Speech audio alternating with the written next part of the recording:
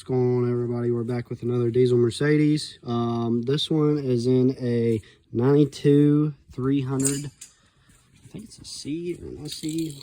I can't remember. CE, sorry. But it is a coupe 5-speed on lowering springs. Newer, I think it's 2011 Mercedes wheels. And yes, it is 5-speed swapped. We're going to go through fixing all this stuff. I'm probably going to get these reupholstered or try to find another set of seats. Get all the windows fixed again. Hopefully it'd work. The back two roll down. The front two do not. I don't know if it's fuses or if it's just Mercedes windows.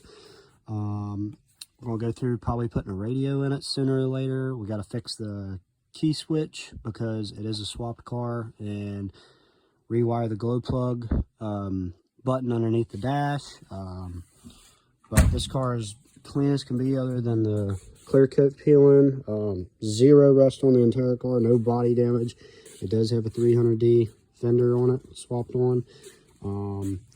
It's got a little bit bigger turbo on it. I bought this car probably a month, 2 months ago inside of my garage up a little bit away from my house, and I'm finally getting around to fixing it with a climb of fuel prices. Bought it off a guy down in Tennessee. He bought it off a machinist in North Carolina.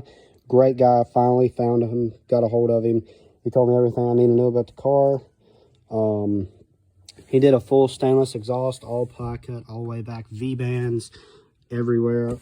It's got an air to water intercooler. It goes right here, and filter it slides on. I bought the car for a really good price, and the guy said it had a blowed head gasket. He wasn't really that much into cars, I understand, and these can be complicated, but I bought it thinking it had a blowed head gasket. Now, I don't know if you guys are familiar with OM602. If you are, it's probably why you're watching this video. See if I can find it here. Yes. Okay. I bought all my gaskets and everything and bolts from ECP Euro. That's the number from Victor Rains. I recommend a Victor Rains replacement gasket. I heard they are thicker than the Mercedes gasket here. And the Mercedes gasket blows out. And as you guys know, on my last car, my last Mercedes I had, right here, it'll blow the gasket right in this area into the number 1 cylinder and flood the cylinder with oil. It won't run, won't start barely.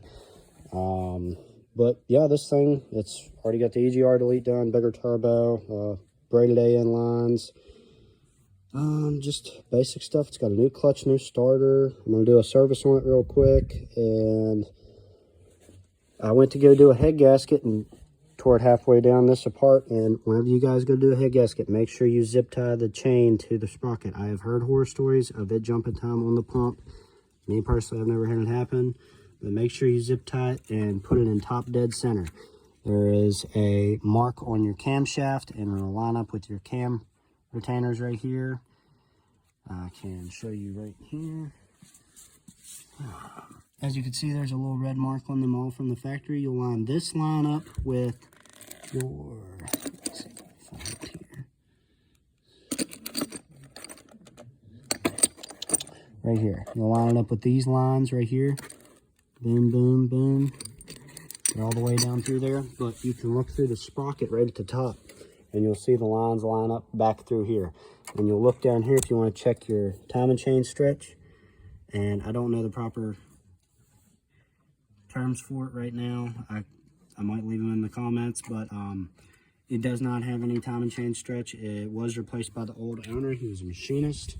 He completely went through the head and everything, put a new timing chain on it, all kinds of stuff. So the head gasket is not blowed. I come to find that out as tearing it apart. This hose was ripped, and it's puking coolant everywhere. I don't think it overheated on him, but we're just going to run through and check everything. I'm going to put all new glow plugs in it because I think he burnt them out. Check all the sensors, everything.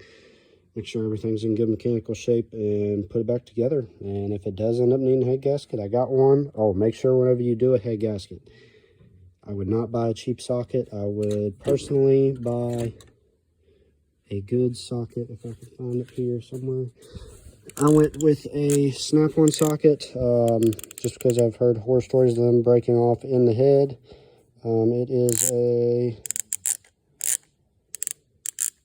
10 tri-square socket, for all the head bolts, and if you go to replace the head gasket, make sure you buy all new head bolts from Victor Reigns or Mercedes.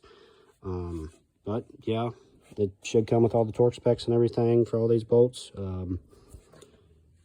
But yeah, I'm really excited to start working on this car. So.